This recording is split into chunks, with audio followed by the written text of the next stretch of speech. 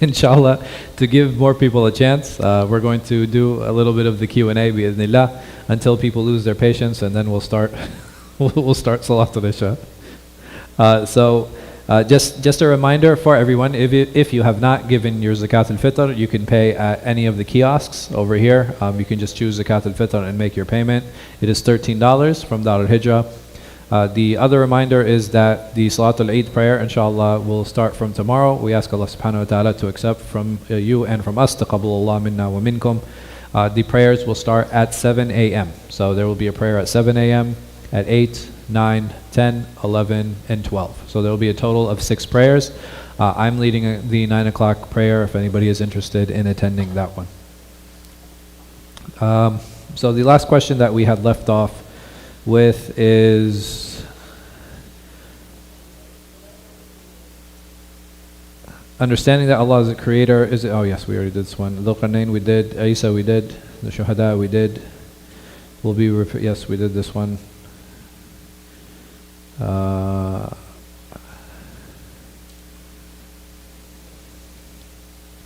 Okay, so in most hadith pertaining to the end of time, the day of judgment, in the hadith pertaining to the end of the time, they all relate to the east, such as Palestine and Syria, where is the west throughout all of this. Is this because the Prophet ﷺ had no knowledge of the west? So most of the major events in all of our holy places in Islam are in the east, right? So there are 3 major holy places that we have in Islam. Number 1, Mecca. Number 2, Medina. Number 3, Al-Quds, right? Al-Quds. So these are the 3 major places in Islam. These are the 3 major holy sites. These are the ones that are given major importance, and this is probably why many of the signs are related to them and related to those places because of their significance and because of their importance, that the Muslims, these will be the final strongholds or the final places for the Muslims to eventually fall back on, which is why the West is probably not discussed at all in these hadith. Would you say the minor signs of the Day of Judgment have begun? Yes, they have. From them, in the very famous hadith of Naniyah, the Prophet ﷺ, he said that you will find the naked shepherds competing in building tall buildings, and this is something that we have started to see, not just now, but for many a year, especially in the Gulf region, in the Bedouin Arabs competing in the building of buildings, something that would not have been conceivable during the time of the Prophet ﷺ. The Day of Judgment is often described as a horrific feeling in the Quran. However, will the sincere believers whom Allah has shown mercy to, will they also have this fear? Yes, they will. The thing is, an individual can be given hope. So in the grave, he's given hope, he's given glad tidings, he's given all of these basharat and these signs. But on the Day of Judgment, it will not matter at that point. Everybody will be worried for themselves. They'll be worried for themselves that day, and everybody will fear, because what if they are held accountable for the deeds that they had done, right? None of us has a clean slate. All of us have shortcomings, all of us have committed sins, and that we have a specific hadith about is red, and there is a difference of opinion from the scholars on whether that prohibition is for karahiyah, for disliked, or something that is actually prohibited. When is most likely the Prophet ﷺ's birthday? There are a number of historical studies on it. There is nothing that has come out exact on when it exactly is. Obviously, it is celebrated by most people in Rabi al-Awwal, but Wallahu a'lam. How should we tell people that celebrate Christmas only for gifts and festivities that it is wrong? People who celebrate Christmas, their problem isn't Christmas. Their problem is their kufr. So you should focus on the disbelief aspect of it. The fact that they're worshipping other than Allah. Christmas is just one aspect of that. It's like telling somebody who drinks alcohol to stop drinking alcohol. Yeah, it'll benefit them, but it's not going to benefit them in the akhirah until you actually give them da'wah and call them to Islam, which is what is required and what is necessary. Is the true meaning of a Sufi is tazkiyah and to clean the heart? Then shouldn't all be Sunnis recognized as Sufis or strive to be? Yes, I mean that's what the original meaning of tasawwuf is. So any discussions of tasawwuf, any discussions of Sufiya, the original meaning of it is tazkiyat an-nafs. It is striving, it is working to better ourselves. Are there modern manifestations of this that are problematic? Absolutely. And this is, you'll find with many institutions and anything that has tried to become organized, there are going to be problems, there are going to be loopholes, there are going to be individuals who take advantage of those systems. But in essence, in and of itself, is it a problem? No, it is actually an integral part of the religion, just like following a madhab or following a fiqhi madhab is important. Understanding how to deal with ghaybiyat and the unseen things, these things are important. And how to purify ourselves and purify our hearts, this is something that is fundamental to the deen. There's no doubt about that.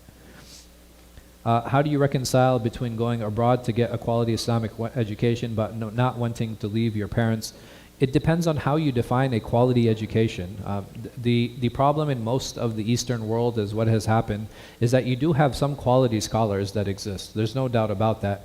But Islamic education as a whole, the quality is very low. And you can talk to many Eastern students in this, and that you will find even in the people who come from many of these countries, whether you're from the Indo-Pak region or from the Gulf region or from North Africa or even from Indonesia, they don't send their best and brightest children to Sharia college. It's not happening. They usually send the most intelligent children to medical school, to engineering, to law, right? They send them to these particular fields. They don't send them to Islamic sciences. It is only after, I think maybe within the recent history, that you have a big push for people to go and study Sharia and to study religion. The problem is that in Sharia, you don't have a lot of financial stability, right? One of the reasons people don't send their kids to study hadith or to study fiqh or to study usul is because they said, okay, what kind of job and what kind of financial security do they have in this field? And some people might argue, no, well, this is something that is praiseworthy and something that is good. How many imams encourage their children to become imams? And I'm just talking about the imams themselves. You will find that they are the first one to send their kids to go and study medicine and to go and study law and to study engineering because of the attitude that they had felt becoming an imam themselves. It is only now where you have imams who are making six-figure salary. Otherwise, this was not something that was happening in the past 20, 30 years. Imams were making between $30,000 and $50,000. Many of them were on state aid. Many of them were getting subsidized housing, and they were living in 1 or 2 bedroom apartments with like 4 or 5 children. That culture is only changing now. Right, that is something that is happening now, where you have imams like who are well known. So when I take names like Omar Sulaiman, when I take names like Yasir Qadi, when I take names like these people are well known, they're well paid, and now there's an aspiration to go and study because they're like, oh, there's some financial stability in this field, and there is. I mean, there's no doubt about it, because the quality of teaching has changed. The quality of the product has changed. And when people see a quality product, when people see a change, when people see somebody who they can understand, they are more willing to pay for that than they are for someone who feels is distant, somebody who might be closing doors on them, someone who makes everything haram, somebody who's difficult to speak to. I think Yasir Birjas, he actually went and he's a licensed, licensed therapist. Why? Because of the amount of therapy that he had to do in the imam position. So you'll find a lot of quality work being done in the fields now, and the reason for that is because the imam field is evolving, right? So this is something that has changed. Initially, when people came to the United States, there wasn't, the need was different. So they were looking for people who could lead prayer. They were looking for people who maybe could give a khutbah. But now people are looking for somebody who can give a good khutbah. They're looking for somebody who can actually do marriage counseling. They're looking for someone to help with their children, to help them realize some of the spiritual issues and problems that they're facing. The needs changed, and when the needs change, the demand changes. And this is basic economics, right? Supply and demand. If you have a demand for something, you will always have people who are willing to pay for that product. And that's what's happened. And this is why you have imams who are more affluent, right? This is why you have people who are more financially established in the field. And when people see that, they're more willing to let their kids and go study Islam, right? When they see that there's no financial stability in that field, there's a reason none of us push our kids to go into retail. Like, there's nothing wrong with working with Marshalls or or all of these other TJ Maxx and all of these other stores, but how many of us push our children to go into those fields, right? Nobody pushes their child to go into that field. We push our children into fields where we feel that they will be financially stable and successful, and that is halal. And with this field now, in the da'wah field, you find more of that stability.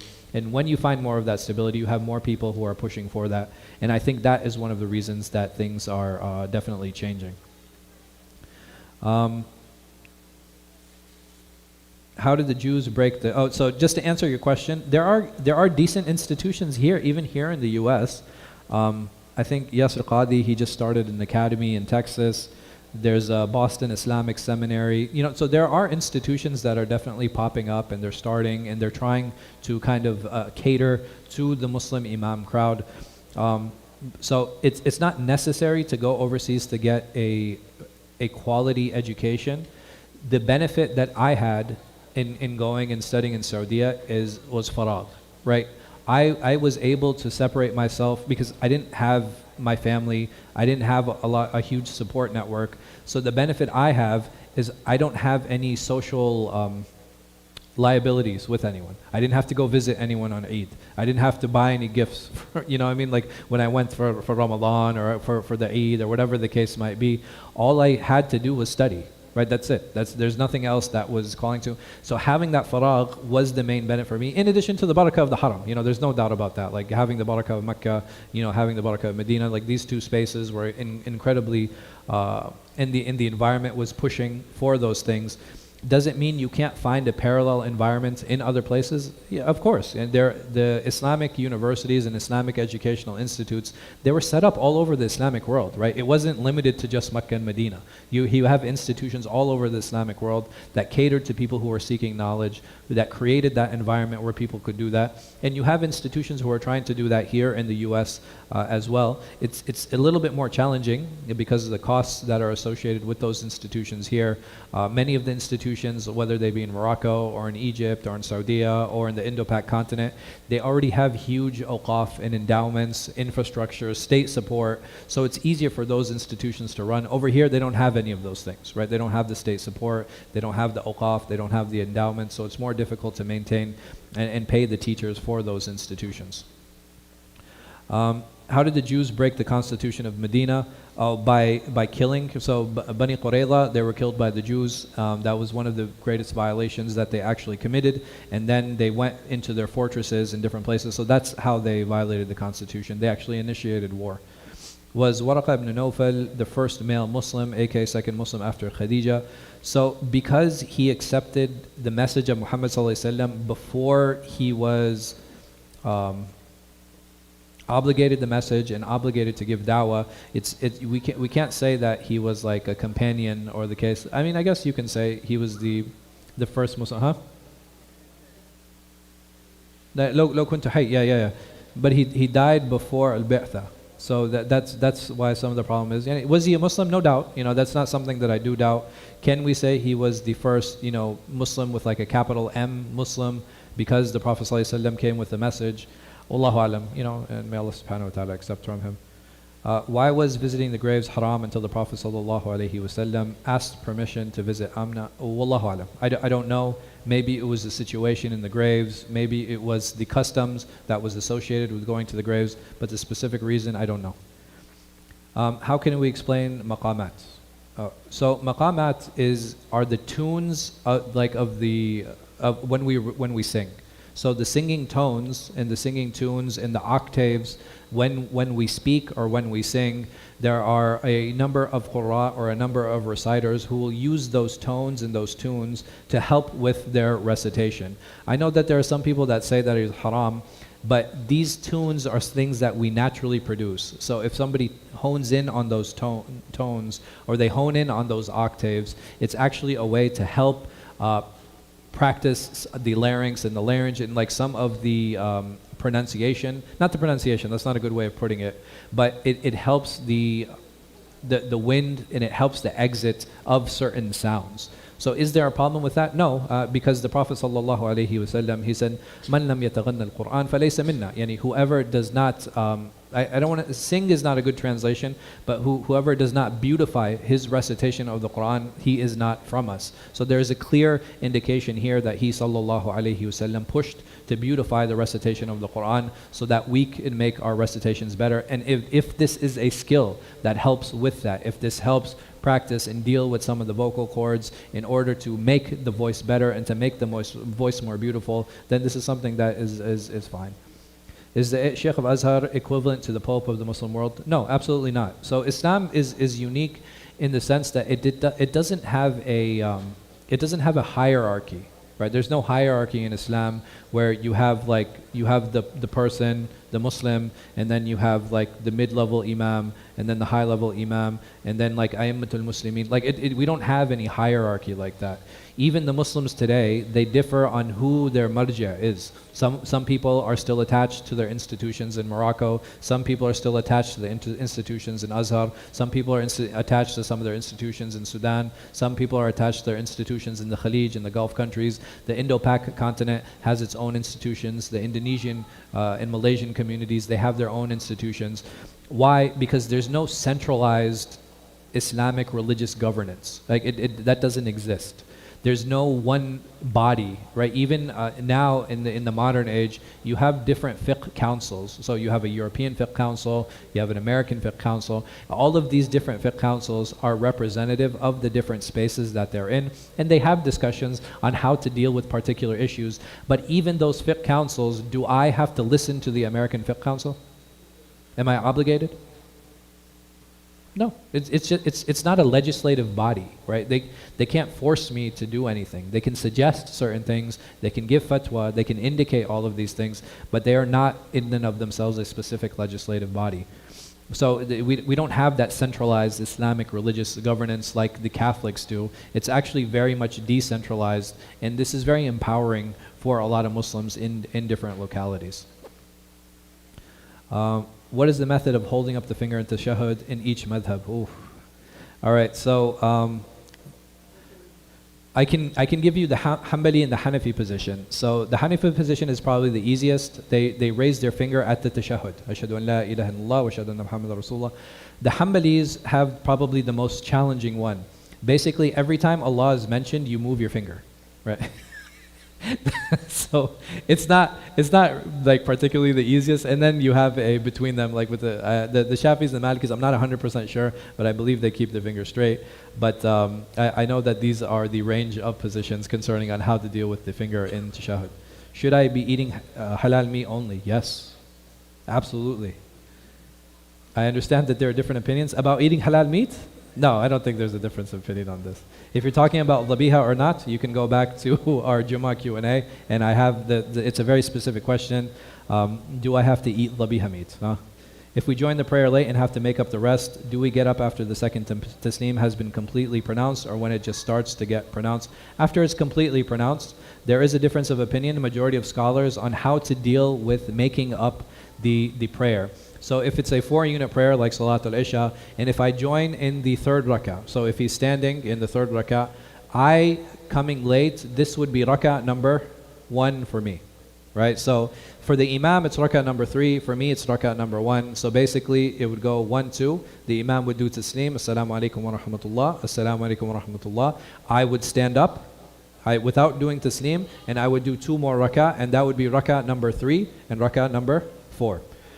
This becomes problematic like for Salat al-Maghrib. So for Salat al-Maghrib, if I join in the tashahhud, the first tashahhud, that's rak'ah number 2 for the Imam. So he does his tashahhud, and then rak'ah number 2, this would be rak'ah number 1 for me, right? Because I join in the tashahhud. This is rak'ah number 1, so I sit down and I do tashahhud again. So I've done 2 tashahhud. The next rak'ah is rak'ah number 2 for me. So in rak'ah number 2, I'm supposed to do tashahhud, right? And then the third rak'ah, I do tashahhud. So I do a total of 4 tashahhuds. But that's the only prayer where you find this unique situation. But in general, whenever I join, that is rak'ah number 1 for me. I believe it is the Zahiris, they take the qada opinion where you're making up the prayers, but that becomes a little bit more problematic. Wa jazakumullah khair. From tomorrow, inshallah, I will not make this mistake again. From tomorrow, Salat al-Isha will be at 9:40 until the end of the week, inshallah. So from tomorrow, Salat al-Isha will be at 9:40 until the end of the week. Next Sunday, the time will change again. جزاكم الله خير وتقبل الله منا ومنكم